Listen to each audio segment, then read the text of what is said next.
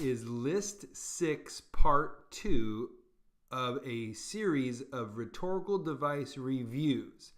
This particular list is all about repetition.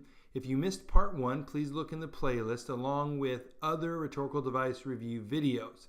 So here we go with Part 2 from List 6 about repetition. So number 72 is chiasmus. It's best to think of chiasmus as a crisscross structure where there are repeated thoughts in like this XY, YX pattern. Think of something like this. We try to seek what we don't understand, so we eventually understand what we seek. Or, his volatile temper would cause him to say what he didn't want to and not to say what he did want to. So you can see that chiasmus can be clever or surprising, and it causes the reader to stop and think and reflect an idea or concept that's trying to be communicated. Number 73 is COMMORATIO. So if you see a lot of synonyms in a piece, you might be seeing a writer employing COMMORATIO. This rhetorical device is a repetition of a point using different wording.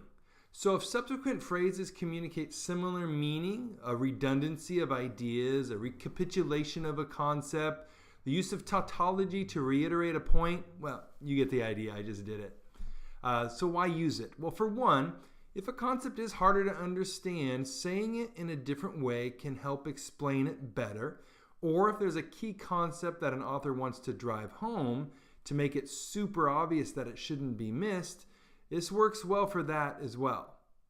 74 is consonance. So this is just like alliteration. Consonance is a repetition of consonant sounds, but the difference is that consonance isn't just the first letter of words. It can be in the middle or the end of words as well. This happens a lot in poetry, but it can be used in prose writing too. So think of words like pitter patter. The P's and the T's repeat. So it could sound something like the brief fluttering of the files defiled the peacefulness of the funeral. So kind of hard to miss the F sound in that example. It makes the sentence more noticeable and kind of more poetic as well.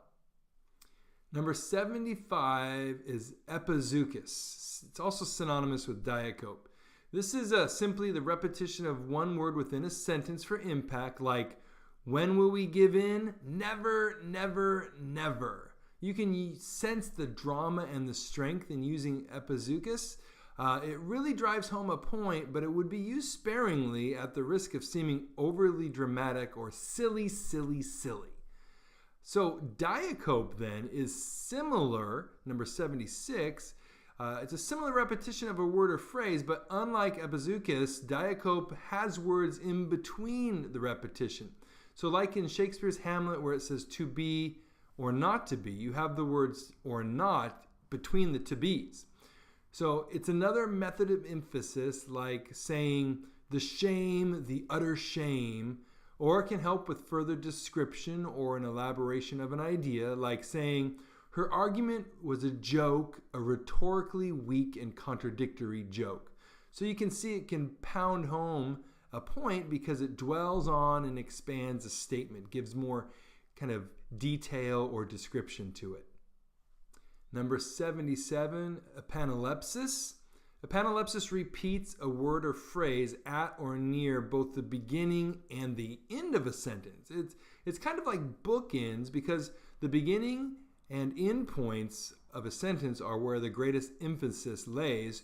So this gives special attention to whatever is being said. So think of something like, a free press is a sign of liberty, so a free people should demand a free press. So you can see the value or emphasis placed on the words a free press in that statement because its prominence is both at the beginning and the end. So using EPANALEPSIS can really highlight a concept. 78 is POLYPTOTON. This involves using two or more forms of a word in sentences, again for emphasis or dramatic effect. Listen to this example, right? Voting to the free voter is an exercise of strength. To cast the vote, to have voted, is the hallmark of democracy. So the various forms of that one word vote really pound home its importance as a concept, and it keeps bringing that word back to the reader for emphasis. Now I may butcher the pronunciation of 79, SCESIS ONOMATON. SCESIS ONOMATON is very similar to COMMORATIO, but it's confined to one sentence. So it's an idea in a list of synonymous phrases. So here's an example.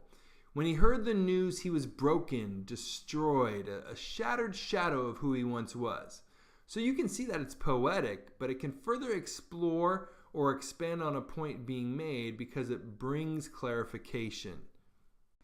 Number 80, the last in this list, is pleonasm. Pleonasm is best understood when you think of the proximity of two words placed next to each other that basically express the same concept. They're redundant. So if you hear words together like my own, both things express ownership, or pitch black, or burning fire. You can see you don't need both words in that pair. One would have been sufficient. So pleonasm can be used like many of these repetition words and concepts for emphasis or to make a description or an idea more intense. It helps it carry more weight. Really deepens kind of the idea that the author wants to come across. That's the end of part 2 from list 6, repetition, a review of rhetorical devices that will come in handy when you try to tear apart other people's writing or write your own rhetorical essays. Hope they were helpful. I appreciate you taking the time to check this out, and hopefully you found it helpful. It would be awesome if you could subscribe and tell people about the channel. Here is the playlist of the other rhetorical devices. Here's some writing workshops that I put together that will help you, with some of the writing that you might be doing. And then here's just something for fun, because we all got to relax sometime. Check it out, please. Until next time.